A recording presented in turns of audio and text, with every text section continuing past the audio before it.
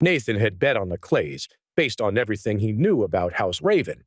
Sure, the High Lord Raven was infamous for his underhanded tactics and cold-blooded attacks at night, but he was also known for his cunning, and there was no way he'd have been foolish enough to ever send a single low-level assassin to finish off an important job. I didn't tell you anything. You don't know what you're talking about. Mordrid couldn't believe it. In a few short moments, Nathan had extracted the sole piece of information he had sworn to his lord never to reveal, even in death. Now, all he could do was puzzle over how Nathan could have possibly become so strong, when all the information he had collected said the boy's victory over Jason was nothing but a tall tale, and that he was really just a weakling. Tell me, why did Lord Byrum send you here? Nathan's voice sent shivers down Mordred's spine as his body tensed up. He felt Nathan's grip on his shoulder tighten. I'll never say a word. You must as well kill me now. If you insist. Very well, then. I'll venture he wished for you to harm my sister in all sorts of ways to scare me. Maybe I should return the favor to him instead. Nathan's grip grew even tighter until Mordrid could feel the tendons in his arm breaking. Please, just kill me swiftly, but first I must know, how did you become so powerful? Why don't you ask the heavens when you get there? With that, Nathan drew his knife and slashed across Mordred's face, instantly blinding him.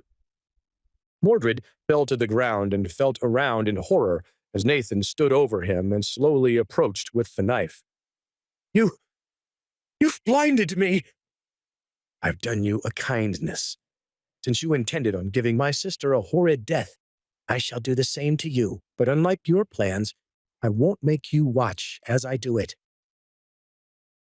Nathan's dark words gave Mordrid goosebumps. He knew that he had somehow encountered the devil on earth in the form of a young teenager. At that moment, he would have rather faced 100 dragons than the short boy in front of him. Thoughts wildly bounced around in his head. Curse you, Lord Byrum. How could you be such a fool as to make an enemy of this powerful being? After all the things I've done for House Clay, why did they have to go and make a foe out of this mighty young man? Nathan's blade cut deep into Mordred's skin as he carved a message into the assassin's chest. The strikes were so fast, the assassin had no time to scream. Nathan took no joy in what he was doing now, but he firmly believed that it needed to be done. The fact that the Clays had stooped so low as to go after his sister infuriated him. Amelia is no warrior. There is no honor to be won in slaying her. Those bastards even think I'm weaker than them. Yet they shirk away from open combat and, instead, try to commit murder against an innocent. I swore to my mother that I would find her killer, and now, before Amelia, I'll swear to protect her against all those who try to repeat the act on her. Before Nathan even realized what he'd done, he found himself covered slick with blood. Beneath him lay what remained of Mordrid the assassin. The formidable sellsword was now nothing more than a pulpy mass of black and red liquids. As Nathan calmed himself down and caught his breath, he wiped off his blade and contemplated his next move. If that was the Clays family best assassin, I'm certainly strong enough to face Lord Byrum himself. Based on all that skullduggery, I'm feeling less than merciful right now. With that, Nathan turned to his sleeping sister in her room and whispered, Rest easy, sister. I will not let them harm you. Then Nathan picked up the body, slung it over his shoulders, and leaped off his sister's balcony onto the roof of a nearby building. As the moon rose high in the sky, Nathan flew across the rooftops of the city toward the manor of House Clay. Nathan raced across rooftops with the dead assassin on his back.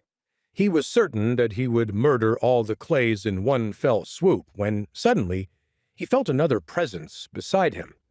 It was his father, Ulrich. Nathan, lad, what happened here? Never mind him, father.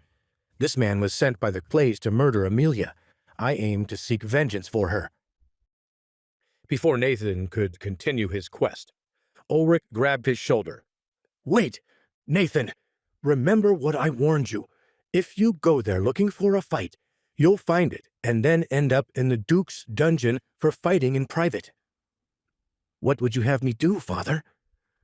I would have you torment them without drawing blood, terrify them, and they will leave us alone until the examination. Of that much I am certain. But whatever you do, don't fight them. I'm sorry I wasn't there earlier. Nathan sighed and nodded his head.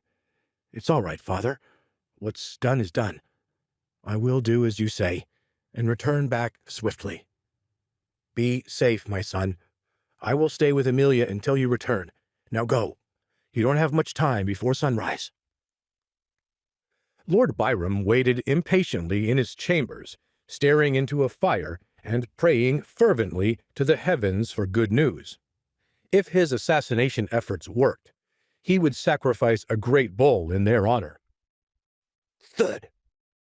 A loud noise outside shook Lord Byrum from his thoughts as he grabbed his battle-axe, rushed out of his chambers, and entered the courtyard, where the rest of House Clay had gathered. They, too, had raced outside to figure out where the sound had originated from. What was that sound? What's happening? Are we under attack? Lord Byrum's brother, Goldenaxe, pointed right behind him. A message, my lord. Slowly, Lord Byrum turned around. Immediately his face went pale. On the ground before him lay a black and bloody mass. Mordrid Daggeth's face was barely recognizable underneath dozens of gashes and a thick coating of blood and bile. It was, perhaps, the most brutalized body the Clay family had ever seen. Mordrid? B? Lord Byrum knelt beside the boy as Goldenaxe approached as well. Goldenaxe's voice quivered as he examined their dead servant. All of his bones are cut clean through, my lord. Every single one of them. Suddenly, a crowd formed around the body. Every single member of House Clay stood there, shaken to the core. Mordrid was the second strongest spiritual fighter of their house, besides Lord Byrum himself. They all knew that whoever did this must have been extremely powerful. My lord, look, there is a note here. A guard of House Clay pointed at a small piece of parchment clenched in the dead man's fist. Lord Byrum swiftly pulled the paper out and held it up to a nearby torch to read. The words he read shocked him so much that he dropped the paper and leaned against the wall in horror. Goldenaxe's eyes widened at his brother's expression. What is it, brother? What does the message say? All crowded even closer toward their lord as he whispered while staring out 1,000 yards into nothingness. The next to die is your lord's successor, Michael Clay. All of them gasped as they turned to face Michael in the crowd. Please subscribe to the Pocket FM YouTube channel and press the bell icon for instant notification. Check out our channel for more such exciting shows.